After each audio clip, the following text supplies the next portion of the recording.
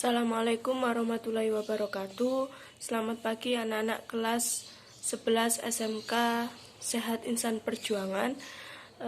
Apa kabar kalian hari ini? Saya harap kabar kalian selalu dalam keadaan baik, selalu dalam keadaan sehat ya. Kalian hari ini ketemu lagi dengan saya Bu Gita ya, pada pelajaran pelayanan farmasi untuk hari ini, yaitu pelayanan farmasi ilmu resep ya. Sebelum kita memulai pelajaran pada hari ini, marilah kita berdoa terlebih dahulu agar bisa berjalan dengan baik ya dan lancar, dan ilmu yang kita dapat pada hari ini dapat bermanfaat. Berdoa mulai.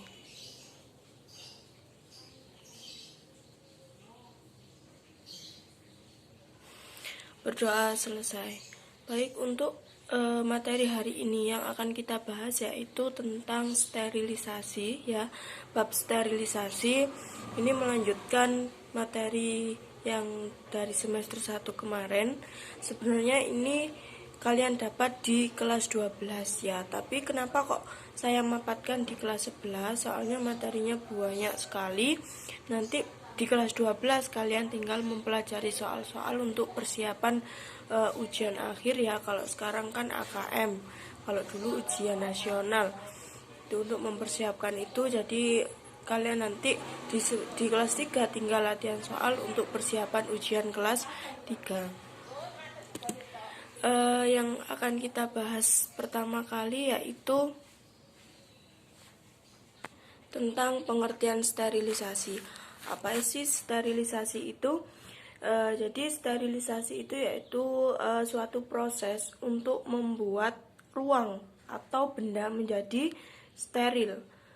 Ya, jadi beda dengan sanitasi. Kalau sanitasi itu suatu proses untuk membuat lingkungan menjadi sehat. Kalau sterilisasi tadi ya untuk membuat ruang atau benda menjadi steril. Kemudian tujuan suatu obat dibuat steril, yang pertama yaitu karena berhubungan langsung dengan darah atau cairan tubuh dan jaringan tubuh yang lain, di mana pertahanan terhadap zat asing tidak selengkap yang berada di saluran cerna atau gastrointestinal. Misalnya apa? Yaitu hati, yang dapat berfungsi untuk menetralisir atau menawarkan racun, atau yang disebut dengan detoksikasi atau detoksifikasi ya. Itu tujuannya. Kemudian sediaan farmasi yang perlu disterilkan, yang pertama yaitu suntik atau injeksi, kemudian tablet implan yang dimasukkan itu ya, tablet hipodermik, dan sediaan untuk mata seperti tetes mata, cuci mata, dan salep mata. Itu yang harus disterilkan.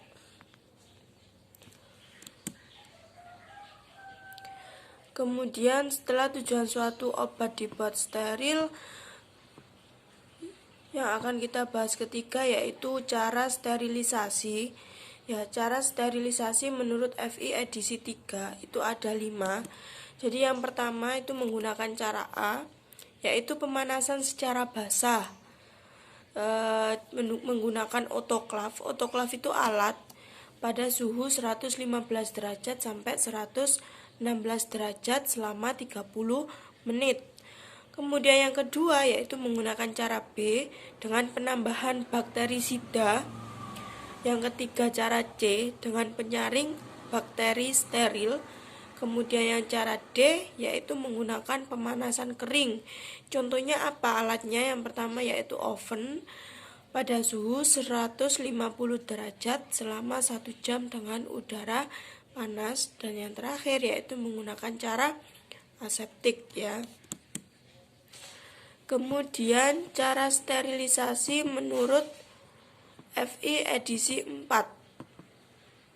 Nah, ini cara sterilisasi menurut FI edisi 4. Jadi yang pertama itu menggunakan sterilisasi uap, yang kedua menggunakan sterilisasi panas kering, kemudian sterilisasi gas, yang keempat sterilisasi dengan radiasi ion, kemudian yang kelima sterilisasi dengan penyaringan, Dan yang terakhir sterilisasi dengan cara aseptik, ya hampir sama dengan ada beberapa yang sama dengan cara sterilisasi menurut edisi 3 ya. Kemudian setelah cara sterilisasi menurut FI edisi 4 ada juga cara sterilisasi secara umum. Jadi yang pertama itu dengan pemanasan secara kering, yang kedua dengan pemanasan secara basah, yang ketiga dengan cara penambahan zat-zat tertentu, yang keempat dengan cara penyinaran. Penyinaran ini biasanya menggunakan sinar UV ya. Kemudian dengan penyaring bakteri steril, dengan sterilisasi gas, dan yang terakhir dengan cara aseptik. Kemudian pemilihan cara sterilisasi itu ada 3. Yang pertama stabilitas. Stabilitas itu yang dilihat yaitu sifat kimia, kemudian sifat fisika, khasiat serat, kemudian struktur bahan obat tidak boleh mengalami perubahan setelah proses sterilisasi. Jadi obat kalau sudah disterilisasi itu jangan sampai berubah ya. Jangan sampai berubah. Pokoknya obatnya itu harus selalu stabil. Jadi mulai dari awal dilakukan sterilisasi sampai akhir obatnya harus tetap ya, harus stabil. Kemudian yang kedua yaitu efektivitas, yaitu cara sterilisasi yang dipilih akan memberikan hasil maksimal dengan proses yang sederhana, kemudian cepat dan biayanya murah.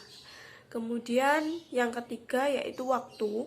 Jadi lamanya penyeterilan ditentukan oleh bentuk zat, kemudian jenis zat, kecepatan tercapainya suhu, dan yang terakhir penyeterilan yang merata ya.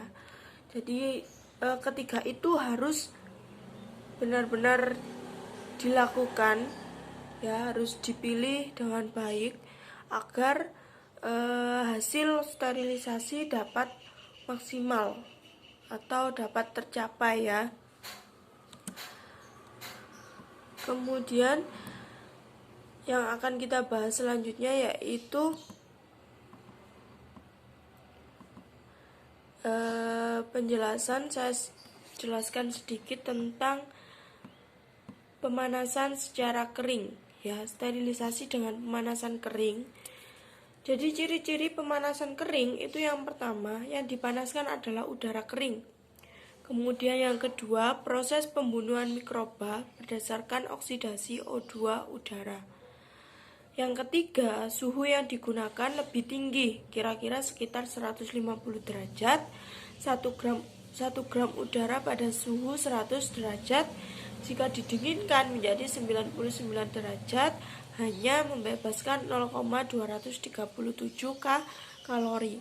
Kemudian ciri yang keempat yaitu waktu yang diperlukan lebih lama, antara 1 jam sampai 2 jam kecuali pemijaran.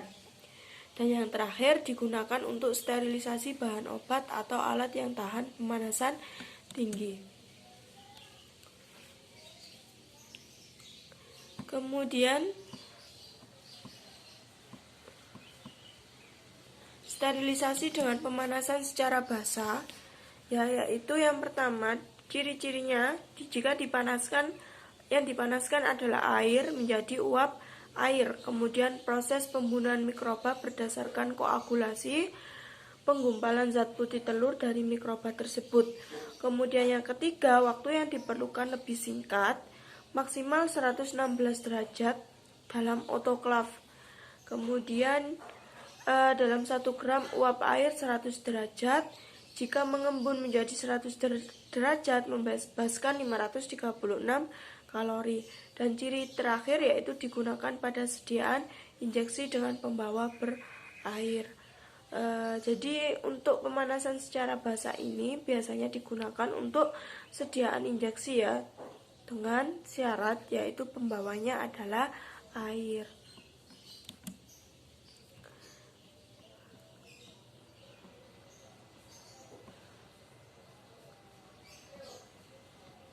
Nah, itu tadi pembahasan secara singkat untuk bab sterilisasi. Jadi untuk tugasnya nanti saya share di Google Google Classroom yang kemarin sudah saya share untuk kode masuk atau kode gabung ke Google Class ya. Jadi untuk pengumpulan tugasnya juga nanti dikirim di Google Classroom dan tugasnya paling lambat dikumpulkan pada pukul 12 malam nanti. Itu saja yang dapat saya sampaikan. Jika nanti ada materi yang kurang paham, silakan ditanyakan melalui grup WhatsApp ya. Sekian dari saya. Saya harap kalian selalu jaga kesehatan ya, tetap jaga kesehatan. Cuci tangan dengan sabun ya. Kalau sering cuci tangan dengan sabun, terus kalau keluar rumah memakai masker, kemudian minum vitamin daya tahan tubuh karena musimnya juga sekarang musim penghujan. Jadi sering banyak minum vitamin ya untuk daya tahan tubuh, kemudian makan makanan yang bergizi, banyak minum air putih. Itu saja yang dapat saya sampaikan. Mari kita sama-sama membaca hamdalah, alhamdulillahirabbil alamin. Semoga ilmu yang kita dapat hari ini dapat bermanfaat. Terima kasih atas perhatiannya. Saya mohon maaf apabila ada salah kata. Saya akhiri. Wassalamualaikum warahmatullahi wabarakatuh. Sampai ketemu minggu depan.